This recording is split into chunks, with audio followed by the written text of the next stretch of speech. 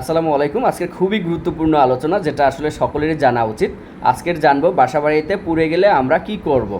সাধারণত বাসাবাড়িতে পুড়ে যায় সরাসরি আগুনের মাধ্যমে, গরম পানি, গরম মেটাল বা গরম কোনো পাত্র দ্বারা, এবং বিদ্যুতে ইলেকট্রিক্যালি বার্ন। ওকে, আসলে যে এই পুড়ে গেলে আমরা বাসাবাড়িতে যে যা কাজগুলো আমরা করে থাকি, যেমন হচ্ছে পোড়া স্থানে আমরা বরফ দেই, ঠান্ডা ফ্রিজের পানি দেই, এরপরে ডিম ভেঙে দেই, চিনি দেই, তৈলাক্ত কিছু দেই। এগুলো হচ্ছে আমাদের শরীরের জন্য খুবই ক্ষতিকর, যেগুলো আমাদের করা যাবে না। পুড়ে গেলে আমরা যে পোড়া স্থানটাকে নর্মাল যে পানি আছে, ট্যাবের পানি অথবা পরিষ্কার কলের পানিতে আমরা ওই পোড়া স্থানটাকে 10 থেকে 15 মিনিট ভিজিয়ে রাখবো। এরপরে আমরা চিকিৎসার জন্য স্বাস্থ্যকেন্দ্র, উপজেলা হেলথ কমপ্লেক্স অথবা একজন ডাক্তারের পরামর্শ নিব। এই ডাক্তারের পরামর্শ অনুযায়ী আমরা চিকিৎসা গ্রহণ করব।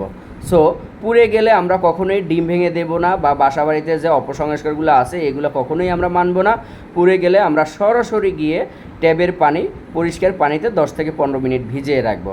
আশা করি এই ভিডিওটিতে আপনাদের অনেক উপকৃত হবে এবং জানতে পারলেন যে পুড়ে গেলে আমাদের কি করব বা আমাদের কি করণীয় উচিত। আপনি আপনার ফ্যামিলি অথবা আপনার আশেপাশে যদি কখনো কেউ পুড়ে যায়, তাৎক্ষণিক আপনি এই সব বিষয়গুলো একটু খেয়াল রেখে এই পোড়া রুগীটাকে আপনি অনেকভাবেই খুব সহজে তার ক্ষতির মুখ থেকে, ক্ষতি থেকে ফিরিয়ে নিতে পারবেন। আসলে পোড়া নিয়ে অনেক বিশাল বিস্তৃত মেডিকেলের ভাষায় বা মেডিকেলের বইয়ে অনেক কিছু লেখা আছে। আমি খুবই শর্ট করে, অল্প করে আপনাদের জানিয়ে দিলাম, যাতে ভিডিওটা দীর্ঘ না হয় এবং হচ্ছে আপনাদের ধৈর্য ধরে অতক্ষণ অপেক্ষা না করতে হয়। বিষয়টা কি? সো বিষয়টা খুবই অল্প সময়ে আপনাদের জানিয়ে দিলাম যে পুড়ে গেলে আমরা নর্মাল পানির মধ্যে 10 থেকে 15 মিনিট করে ভিজিয়ে রাখবো। ওকে, সবাই ভালো থাকুন, সুস্থ থাকুন, যে যেখানেই থাকুন ভালো থাকুন। আল্লাহ হাফেজ।